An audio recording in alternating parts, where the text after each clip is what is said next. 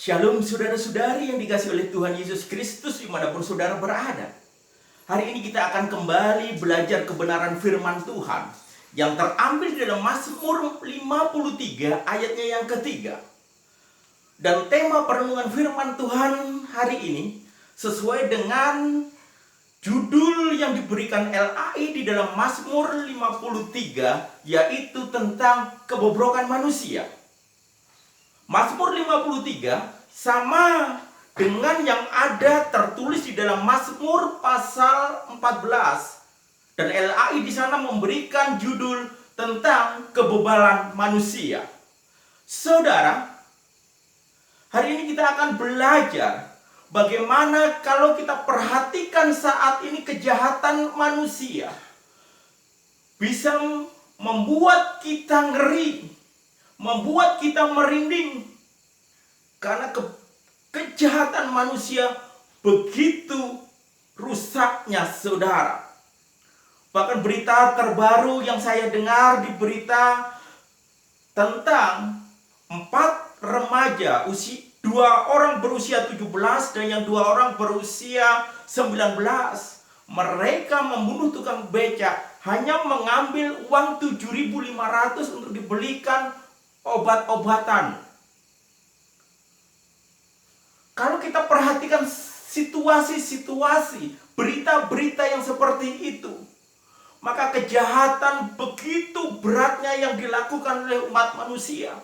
Demikian juga apa yang diperhatikan oleh Daud, saudara, bahwa kebobrokan manusia, ketika manusia melakukan kejahatan-kejahatan, ketika manusia meleset dari target Allah, yaitu melakukan atau menyimpang, tentu manusia itu secara moral sedang bobrok di dalam perilakunya, saudara. Kejahatan manusia, dosa manusia, kebobrokan yang dilakukan manusia, itu memuakkan bagi Tuhan. Itu menjijikkan bagi Tuhan. Itu menimbulkan bau yang busuk di hadapan Tuhan. Tetapi hari ini kita belajar bahwa Tuhan Allah yang maha tinggi itu, Tuhan yang bertahta di dalam kerajaan surga, Tuhan memperhatikan, melihat semua manusia yang ada di muka bumi, sehingga semuanya ada di dalam pantauan Tuhan. Semuanya ada di dalam perhatian Tuhan. Oleh sebab itu kita harus benar-benar di dalam menjalani kehidupan ini untuk senantiasa sadar kalau Tuhan memperhatikan kehidupan kita. Orang yang melakukan kejahatan dan dosa, saudara, di dalam Mazmur 53 ayat yang kedua di sana dikatakan mereka beranggapan tidak ada Allah, sehingga mereka bebas melakukan apa yang jahat. Seakan-akan tidak ada pertanggungjawaban apa yang dia lakukannya. Ketika konsep ini dipahami, itulah yang menimbulkan kejahatan di muka bumi ini, saudara. Tetapi hari ini kita belajar bahwa Allah yang maha tinggi memperhatikan kehidupan kita, umat manusia. Segala sesuatu yang kita lakukan dipantau oleh Tuhan.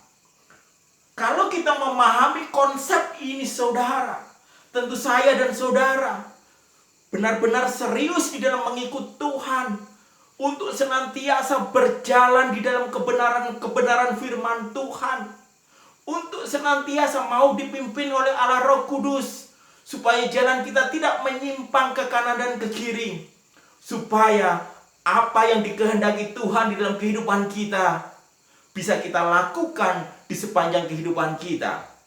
Saudara-saudari yang dikasihi oleh Tuhan Yesus Kristus, tentu saudara sudah tidak asing lagi dengan istilah CCTV, saudara. Di mana CCTV memantau apa yang dilihatnya, apa yang bergerak, semuanya dipantau dan diperhatikan. Dan di rumah saya pun saya pasang CCTV. Jadi saya bisa perhatikan kebun saya, garasi saya. Tetapi CCTV itu hanya sebuah alat saja, tetapi perlindungan yang sebenarnya tetap berasal daripada Allah. Ini hanyalah teknologi yang saya gunakan.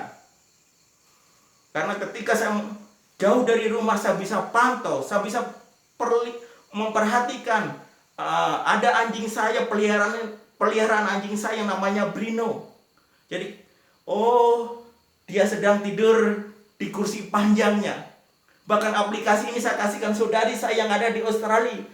Saudari saya pun kadang diam-diam memperhatikan situasi di rumah, di kebun.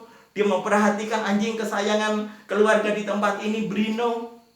Saudara, jadi sangat jelas CCTV mampu memantau apa yang dipantaunya.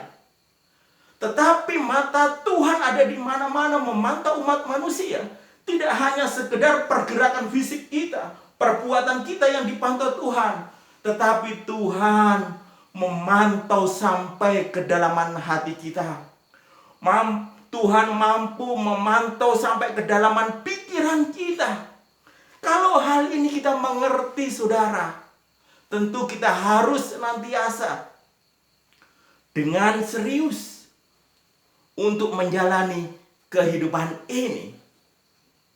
Sebab Tuhan memperhatikan dari atas, dari kerajaannya, dari surga, untuk melihat umat manusia yang ada di muka bumi. Adakah manusia berakal budi, memiliki pengertian? Kalau manusia itu berakal budi dan memiliki pengertian, tentu perilakunya akan senantiasa takut akan Tuhan. Tetapi kalau manusia tidak takut akan Tuhan,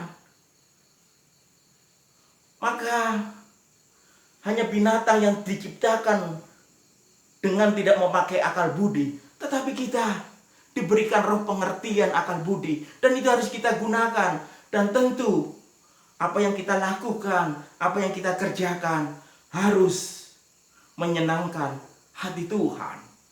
Jadi saudara-saudari yang dikasihi oleh Tuhan Yesus Kristus, Tuhan memantau dari surga untuk melihat umat manusia. Adakah umat manusia mencari Allah? Mencari Allah artinya, saudara, hidup di dalam kebenaran firman Tuhan. Hidupnya benar-benar memiliki roh takut akan Tuhan kalau melakukan kesalahan dan pelanggaran. Hidupnya benar-benar diperhatikan dengan sungguh-sungguh.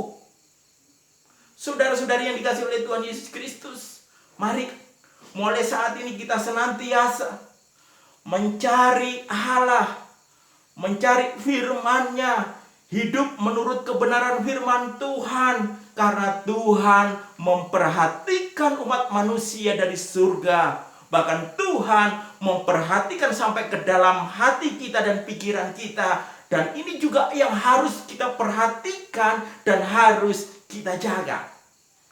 Biarlah apa yang sudah diberikan Tuhan kepada kita, akal budi itu, hikmat melalui pembacaan firman Tuhan itu, benar-benar di dalam kita menjalani kehidupan ini memiliki roh takut yang kepada Tuhan, sehingga kita benar-benar hidup di dalam kebenaran firman Tuhan. Dan saya yakin dan percaya ketika saya dan saudara benar-benar bergantung kepada Allah Roh Kudus, kita akan dimampukan untuk berjalan mengikuti apa yang direncanakan Tuhan, yaitu untuk hormat kemuliaan Tuhan. Tentu bagian kita untuk senantiasa mawas diri, introspeksi diri, sehingga kita bisa memberikan yang terbaik senantiasa di dalam kehidupan ini, di dalam segala aspek kehidupan ini, segala sesuatunya untuk hormat kemuliaan nama Tuhan. Dan kiranya firman Tuhan ini boleh menjadi berkat dimanapun saudara berada. Tuhan Yesus memberkati.